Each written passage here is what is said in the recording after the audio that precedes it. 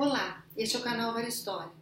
Hoje nosso entrevistado é o professor Rafael Iores, do Departamento de História da Universidade de Denver, doutor pela Emory University.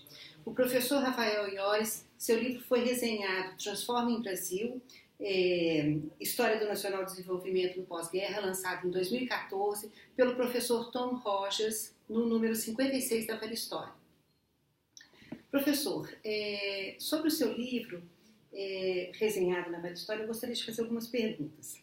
Em primeiro lugar, o seu livro trabalha muito com o período do pós-guerra e fazendo várias análises sobre a situação do Brasil no contexto do pós-guerra. Eu gostaria que o senhor explorasse um pouco esse ponto. Perfeitamente, muito obrigado. Em primeiro lugar, é um prazer estar aqui, a oportunidade de falar com as pessoas, com os leitores da revista.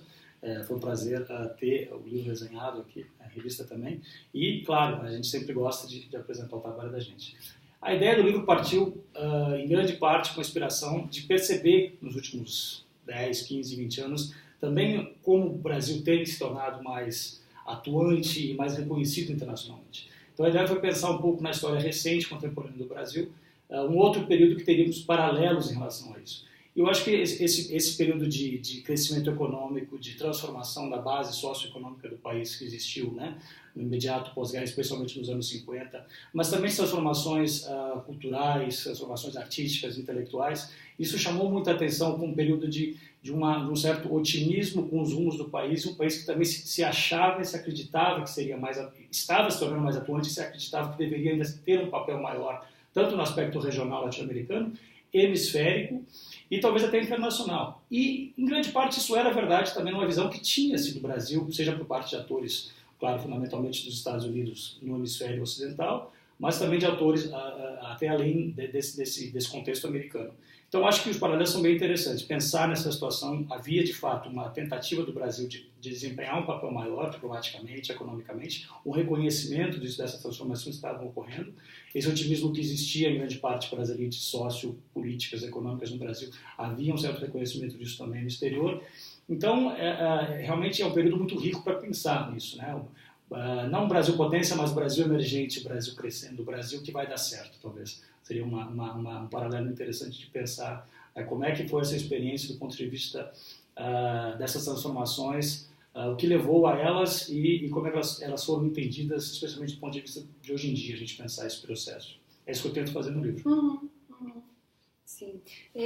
No livro também, você fala de variados atores, Você, em vários capítulos, abordam a postura de atores históricos diferentes, variados projetos de desenvolvimento, de expectativas em relação àquela euforia dos anos 50 e, ao mesmo tempo, delineia a frustração à medida que esse projeto de desenvolvimento se efetiva em ações do governo, em políticas públicas, a frustração de determinados setores, já que não havia um projeto só, uma ideia só do que era desenvolvimento, mas várias em jogo, várias em conflito, a frustração de certos setores por conta da manutenção das desigualdades sociais e da manutenção de uma série de condições dessa sociedade brasileira que não mudaram realmente.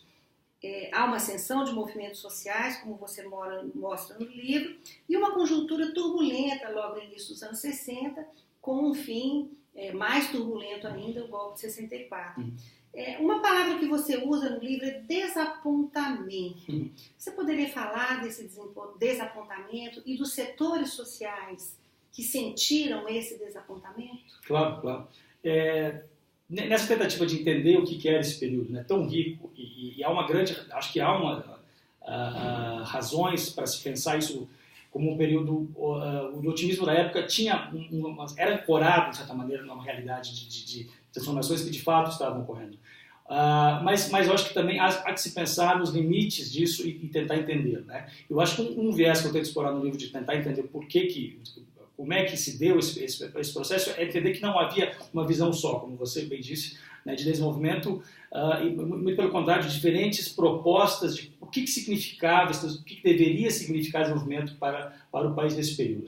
Havia, de certa maneira, diferentes setores sociais, sejam elites políticas, econômicas, mas também além dos setores de elite, trabalhadores, movimentos sociais, a sociedade em geral, difusa, né? Estudantes, atores não tão naturalmente que a gente pensa como atores principais desse processo, se sentiram também partícipes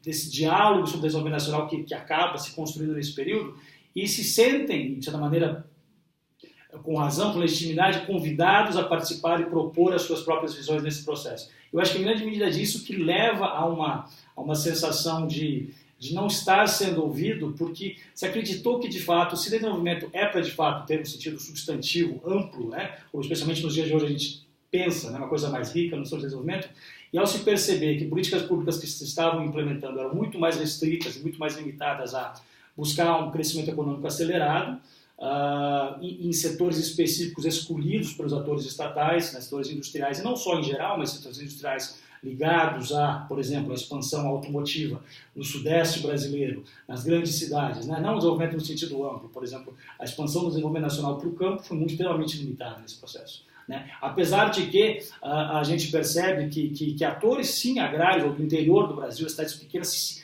estavam empolgados também com as discussões organizacionais, estavam esperançosos de que agora, pensando novamente não só em inserção internacional, mas transformações, e portanto também o Brasil como um papel mais ativo, uma sociedade que de fato merece ser ouvida porque está se transformando, acabam não sendo ouvidos, enfim, várias razões que eu tento delinear também no livro, e nós temos então, na verdade, quase que um diálogo de surdos. Diferentes pessoas querem falar, querem participar, eu afirmo, eu uso a expressão diálogo no sentido de que tem três pessoas que estão falando, mas a incorporação dessas diferentes visões ela é muito restrita, ela é muito limitada.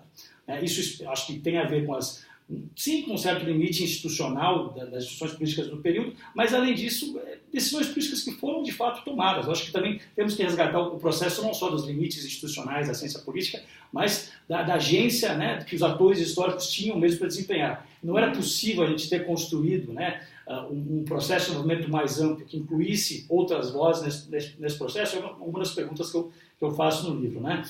Eu acho que, enfim, uma resposta conclusiva talvez seja desafiadora, mas pelo menos repensar isso, né, de uma maneira de tentar incorporar essa perspectiva de desenvolvimento no sentido mais amplo, mais substantivo, para aquele período talvez que se torne eco e nos faça pensar em outros períodos também do nosso país e nossa região aqui. Certo. O seu texto, esse desapontamento analisado no texto, ele ocorre após um período de grande crescimento econômico e muita euforia. O Brasil atual passou por um momento de grande euforia também, desenvolvimento econômico, e vivemos um momento tenso da nossa sociedade brasileira. Como é que o seu texto, o seu livro, o que a gente poderia pensar, não como paralelo, né? Certamente são situações muito diversas, mas o que poderíamos aí aprender nesses anos 50 que nos ajudasse a pensar a situação do Brasil hoje? Pois é, perguntas extremamente importantes, pertinentes, mas também desafiadoras. É uma coisa que a gente tem dialogado nos últimos tempos. Para quem chega de fora, né, chegando no Brasil, hoje em dia eu estou querendo mais perceber, entender, dialogar e ouvir um pouco aqui, né, do Brasil, como é que as pessoas estão percebendo isso. Mas eu acho, do meu ponto de vista, da experiência de ter feito uma pesquisa que se relaciona a isso, né, a uma experiência onde houve um senso de otimismo, em grande medida, com razão, que de fato algumas transformações promissoras estavam ocorrendo, mas ao mesmo tempo perceber os limites disso. Eu acho que isso sim pode ter ecos para pensar a nossa conjuntura atual. Tanto do ponto de vista doméstico, de fato, né, o Brasil viveu um período rico e aí não só, né, um pouco uma coisa que eu faço no livro, sim, crescimento econômico, mas além disso, de políticas públicas inovadoras, e acho que até hoje, no processo mais recente, até muito mais criativo, muito mais inovador, no sentido de resgatar noções de inclusão social, e não só inclusão social e econômica, mas inclusão social em outros temas, né, de diversidade, de atores, de diversidade, seja de gênero, seja a questão racial, a questão da inclusão de pessoas no processo formal da educação, de uma maneira muito mais rica, muito mais promissora do que nesse período de desenvolvimento dos anos 50.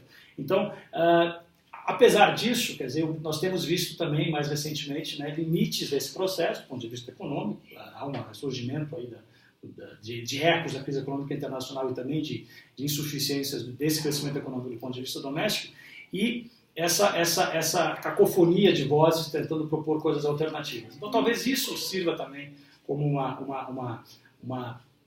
talvez uma analogia de uma experiência né, de que houve nesse período dos anos 50, que leva a um processo de crescimento, de polarização política e social, o fato de que as pessoas não estavam se sentindo ouvidas, o fato de que as pessoas deviam de ver essas visões e limites de manter esse diálogo dentro de parâmetros democráticos, né, do diálogo de fato construtivo. É isso que a gente pode pensar hoje em dia. Como é que a gente pode manter? Acho que é absolutamente legítimo e democrático que haja diferentes visões, né, do que deve ser desenvolvimento, do que deve ser o Brasil que queremos. Mas que isso ocorra, né, em primeiro lugar, dentro da garantia do diálogo, né, das instituições democráticas, do diálogo respeitoso, de que a gente possa de fato se ouvir e não ficar se criticando somente, né?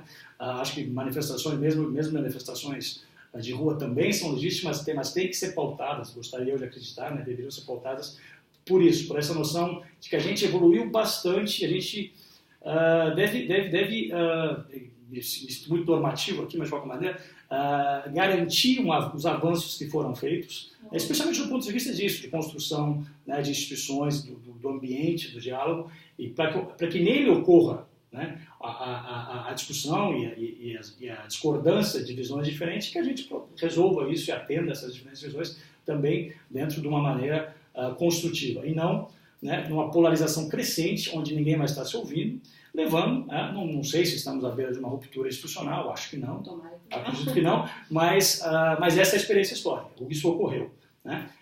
Então, acho que há alguns paralelos, não quero ser o historiador aqui do futurologista, mas sim, eu acho que talvez sirva, espero que sirva para pensar um pouco isso, né? Como é que na história recente do Brasil nós temos outras experiências de transformações, e não só econômicas, mas também sociais, culturais, que ocorreram, né, que estão ocorrendo, e tentar pensar isso de uma maneira propositiva, ao invés de uma coisa que leve a uma sensação de exclusão, de o meu projeto ou o seu, e não há reconciliação possível.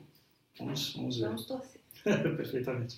Bom, o livro Transforma em Brasil foi resenhado na revista número 56 Vale História, disponível online gratuitamente na plataforma Cielo. Agradeço ao professor Rafael, muito obrigada e até breve.